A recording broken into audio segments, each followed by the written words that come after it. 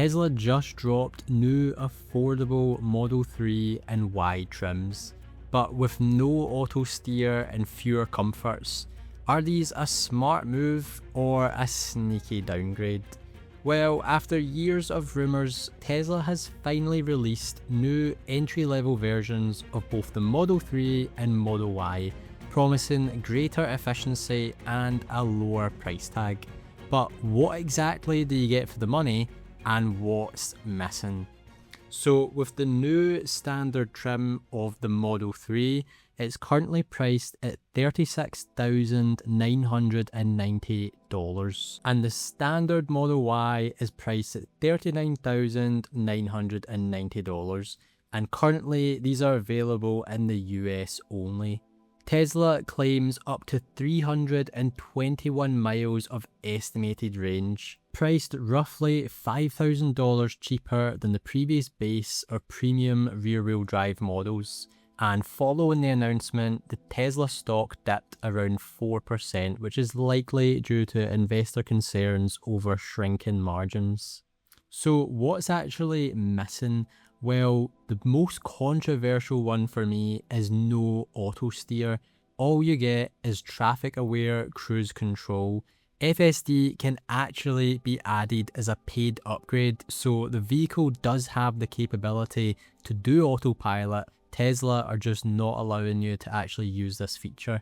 And this is the first mainstream Tesla trim, aside from the Cybertruck, to ship without Autosteer, and it's been very controversial. On the interior, there's been some changes made to the seats, which now include a cloth textile mix with the vegan leather. I actually quite like these seats, in all honesty. The combination of the textile material and the vegan leather, it just looks pretty comfortable. It looks quite inviting, so this isn't a massive downgrade in my eyes. And as you can see here, there's no second row screen in the rear. The center console in the Model Y has been completely simplified, and there's a massive change here, which is really strange how they've deleted the storage area here. It looks like you could only fit a bag or some loose items in there. There's really not a lot of storage.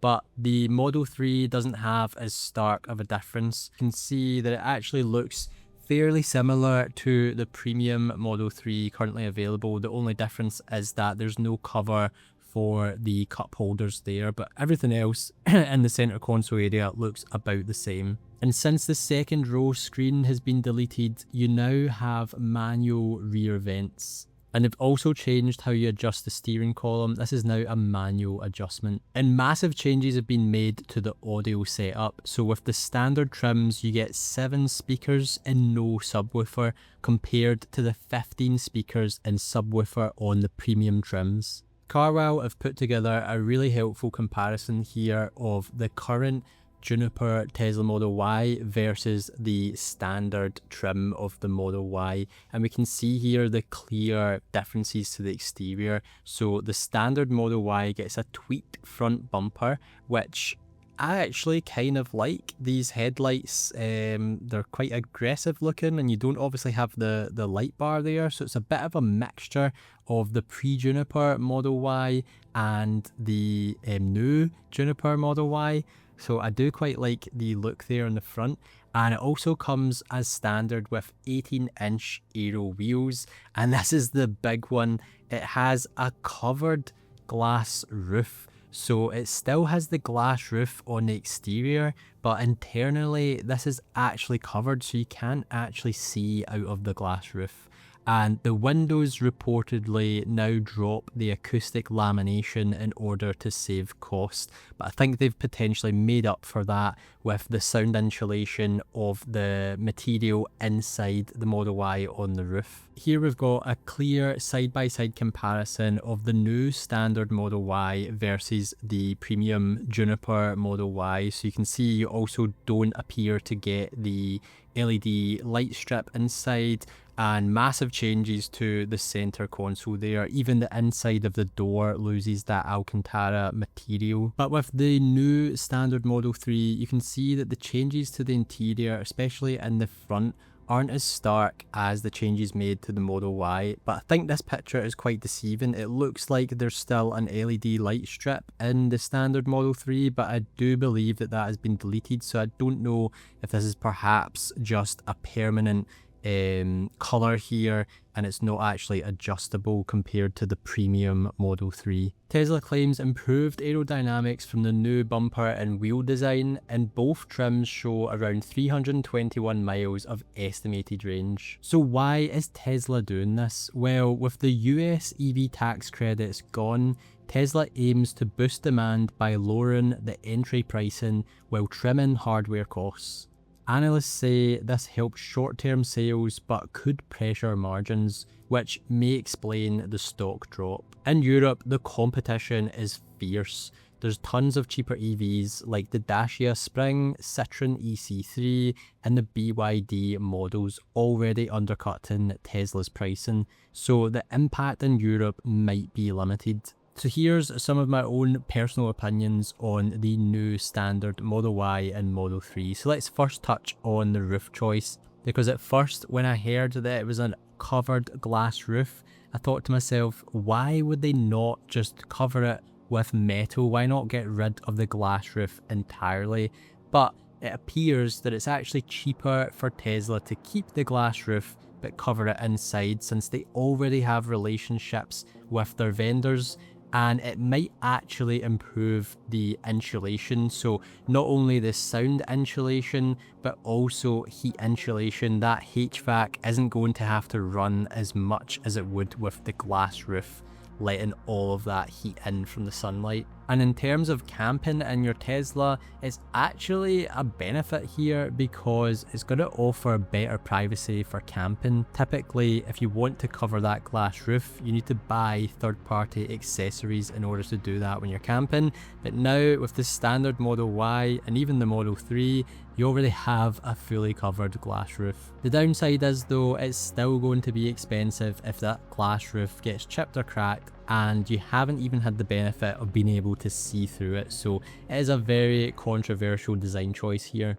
And talking about controversial choices, the no auto steer is the biggest loss in my opinion. At this price point, most competitors already include basic lane keep assistance, and it feels more like a push from Tesla to upsell people into FSD than a genuine cost cut in this regard. So who are these standard trims actually for? Well, if you're a driver who wants a new Tesla under $40,000, you can now finally have it. And so long as you're fine with the basic driver assistance, then it's not going to be a big deal not having auto steer. You're also going to get the perks of the Tesla software ecosystem, and if you don't mind skipping some of the premium touches inside, then this could actually be a good purchase.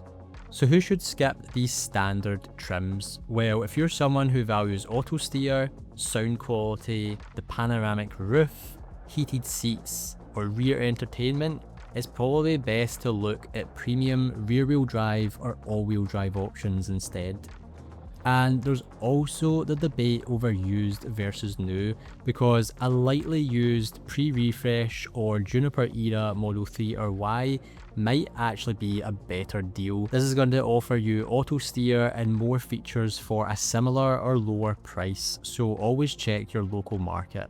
So what are your options when it comes to purchasing a new standard Model Y? Well, obviously your base price is $39,990, and the included paint that comes with it is stealth grey.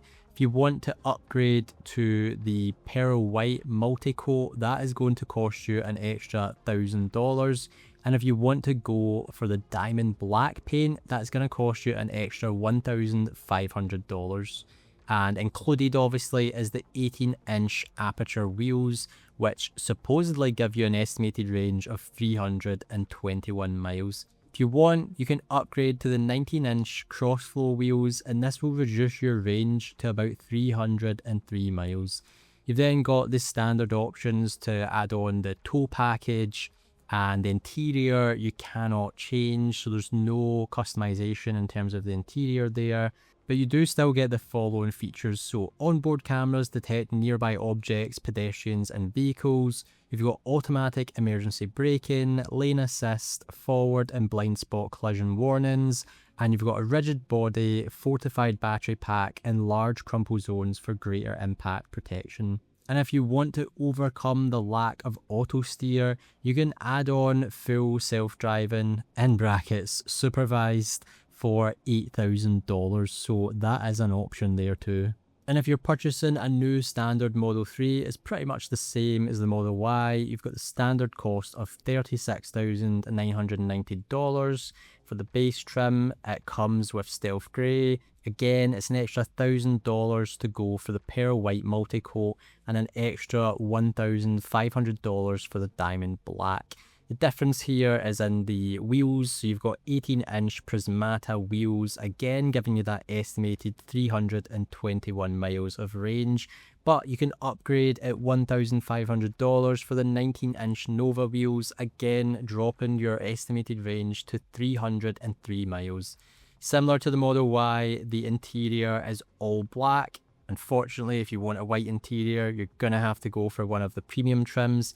And again, you get all the same safety features. But what people are probably missing with these standard trims is that they actually come with a ton of features that you can only get with Tesla. So you've obviously got the convenience of being able to use the Tesla superchargers. You've got access to all of the entertainment features as well. You've got full access to camp mode, which you can use for going camping in the standard Model Y or the standard Model 3. It still obviously includes the 15.4-inch touchscreen, so you can park at your favourite spot, play music, movies and games through the touchscreen.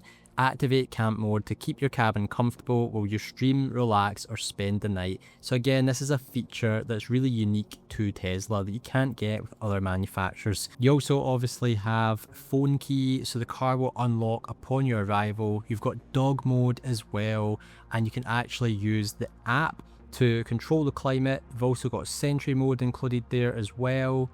Live camera feeds, so you can check in on your vehicle. So there are still a ton of features included as standard that you can only get with the Tesla ecosystem. And in terms of styling, some of you are probably thinking that you really like the look of the exterior of the standard trim, and it would be interesting if they maybe bring out the same exterior of the standard trim but with more premium features. And this is a great way to get people in the door and into the Tesla ecosystem. It's obviously got cheaper charging costs, virtually no maintenance and fewer parts to replace. And FSD does really seem to be the future. The question is, when will it actually be ready for people to use completely hands-free and unsupervised? But clearly with Tesla not including auto steer on the standard trims, it looks like they are really pushing people to go for FSD, get more training data, and this seems to be the way forward.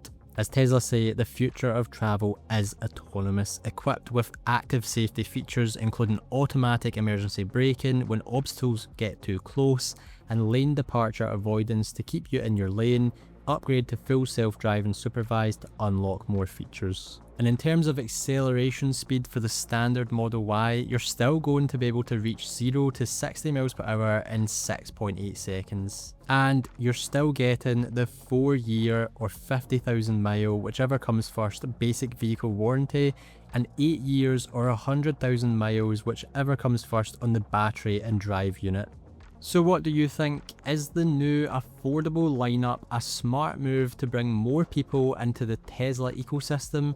Or is it a sneaky downgrade that strips away too much? Let us know in the comments if you would buy the standard trim, or would you step up to the premium, or just go used. And if you're new here, we do Tesla travel and camping content along with honest takes like this one, so consider subscribing if that's your thing. Thanks again for watching, we'll see you guys on the next one.